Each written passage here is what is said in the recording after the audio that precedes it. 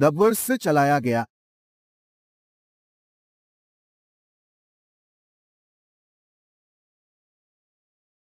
Bengal tiger, जो अपनी ताकत और चुस्ती के लिए जाना जाता है, भारत के जंगल का प्रतीक है। इसकी गर्जना 2 मील तक सुनाई दे सकती है।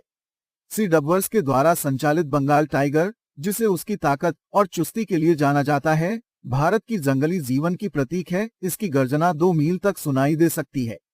तो कौन होगा सबसे बड़ा बॉस? यह सवाल जैसे जमाने से पुराना है, पर जवाब इतना सरल नहीं है। हर एक की अपनी ताकत, अपने राज्य, अपना शासन होता है। अंत में जंगल दोनों को सम्मान देता है।